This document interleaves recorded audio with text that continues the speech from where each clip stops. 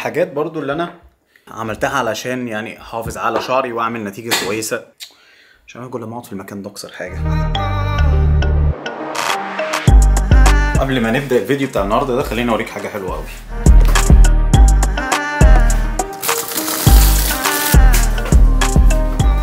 اجمد الحاجات اللي ممكن تعملها في الغربه، او لو انت قاعد في مصر او في البيت، او لو في حد بيتفرج ممكن يقول لوالدته او مامته على الموضوع ده. حواوشي. قصدي ايه بالموضوع ده؟ انا دايما لما يكون حد نازل مصر او انا نازل مصر بجيب العيش اللي هو بتاع التموين اللي هو ب 3 جنيه تقريبا، 50 او 60 رغيف حاجه زي كده، وباجي بيهم على المانيا. انت ممكن تعمل الموضوع ده في مصر، تعمله في دبي، في اي حته. لو قدامك العيش البلدي او المصري بتاعنا 50 او 60 رغيف، بجيب لحمه مفرومه، اعمل خلطه حواوشي، اي خلطه حواوشي انت عايزها. انا ممكن اسيب لك الخلطه اللي انا اتعلمتها من الفيديوهات، سيبها لك هنا اهو، تخلطهم كلهم مع بعض وتعمل كام رغيف حواوشي وتحطهم في الفريزر 50 او 60 رغيف. طب ايه فايدتهم؟ فايدتهم ان انت في اي وقت جعان مش عايز تنزل لسه تطلب اكل او تدخل تعمل اكل، او انت في ست البيت مثلا عايزه تعملي اكل ومزنوقه ومش عارفه مثلا تعملي ايه دلوقتي، او عايزه حاجه سريعه، تطلعي 4 5 رغيفه مثلا للبيت، او انت لو لوحدك طلع لك رغيفين معاهم شويه مكرونه، او من غير مكرونه كيس شيبسي شويه بطاطس، وهم اصلا متجمدين زي كده، تطلعهم زي كده من الفريزر، تشغل الفرن ده او اي فرن صغير زي كده من تحت بس، ويكون في هنا صاجه، نفس الكلام من تحت بس. والحواوشي وهو مجمد ممكن تعمله لو ما عندكش فرن او مش عايز تعمله في الفرن او حاجه اسرع، في طاسه زي كده، اي طاسه من دول، تسخنها على درجه حراره اقل من المتوسط بشويه، حطه وهو متجمد، هيفك، تغطيه 5 10 دقايق من تحت، 5 10 دقايق من فوق،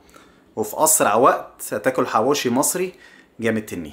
انا قلت اشارك معاكم المعلومه الصغيره دي لان في يعني ناس صحابي شافوها عندي. مش بتكلم على طعم الحواوشي والطريقه، انا بتكلم على فكره ان انت يبقى عندك اكل جاهز في اي وقت. ناس شافوها كتير عندي وعجبتهم الفكره دي قوي، انا عجباني انا شخصيا، فقلت اقولها لكم. جربها مش هتندم صدقني.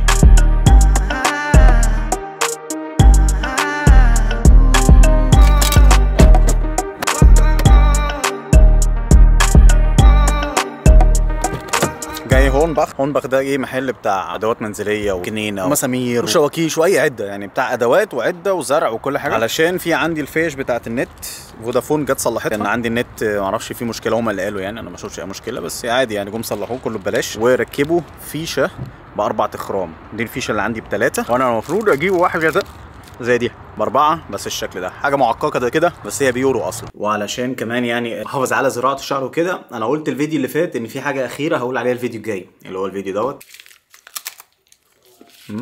ان في حاجه تانية العياده بتنصح بيها، يعني المركز، ان انت تعملها على الاقل 5 مرات او 6 مرات، بس دي عايزه شرح طويل شويه ايه هي، فدي نخليها ان شاء الله الفيديو بتاع بكره والفيديو اللي جاي، الا وهي علاج البلازما او البي ار بي ثيرابي. علاج البي ار بي انا مش هخش في تفاصيل فيه، يعني في ناس لما تسمع الاسم هي عارفه طبعا انا قصدي ايه، ولكن الحاجه الحلوه ان انا هعمل علاج البي ار بي تاني تقريبا الاسبوع الجاي او اللي بعده حاجه زي كده، فاحتمال اسافر واعملها، فهصورها لكم بالتفصيل بالظبط. ولكن دي حاجه من الحاجات اللي المركز بعد عمليه زراعه الشعر قالوا عليها ان الواحد لازم بعد عمليه زراعه الشعر يعمل من 4 ل 6 جلسات بي ار بي. انا عملت لحد دلوقتي واحده بس.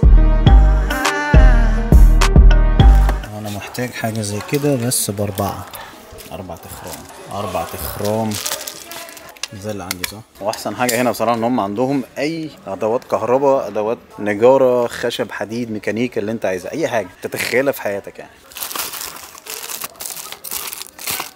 جريل تلاقي او جريلات تلاقي، للاسف طلع ما عندهمش، لازم اطلبه اونلاين، اللي هو ال4 اخرام، عندهم ال3 بس مفيش مشكله. نبص على الجريلات يعني. الله ده حاجه تتحط في جنينه. ده بكام عين بقى؟ 1 2 3 4 5 6 7. واو، ثمنه 1000 يورو. لو حد عايز يحسبها بالمصري ب 40000 جنيه غير الجمارك. حلو. طب هل عندهم ادوات بس؟ لا، يعني الحمد لله النتيجه كويسه اصلا بتاعت الشعر، فعلشان كده انا ما عملتش غير واحده، ولكن ناوي اعمل ان شاء الله يا 2 أو 3 كمان حاجه زي كده، يعني ال4 هعمل الليميت اللي هو اللي تحت خالص 4، مش الماكس قصدي، المينيمم. ولكن دي حاجه من الحاجات اللي انا برضو عملتها علشان نتيجه الشعر. عندهم سمك، عندهم حيوانات. السمكه ب3 يورو ونص السمكه الواحده، والسودا ب2 يورو و70. فين السودا؟ اهي جوه خالص. ودي السمكه منهم بكام بقى؟ 7 يورو ونص الواحده. وده سمك منور ازرق بيورو 89.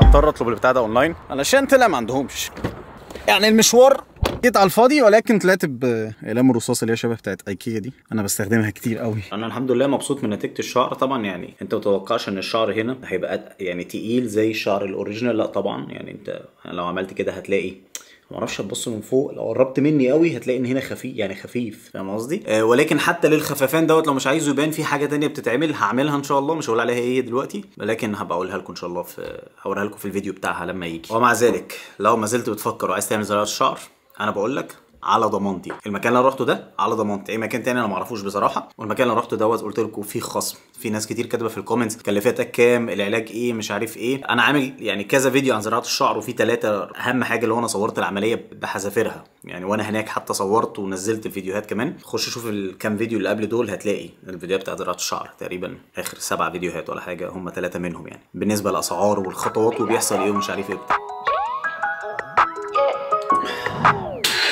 Dog status, I'm a big dog vet. I pull up on the block in a big Corvette. Yeah, riding around the city with a stick all black.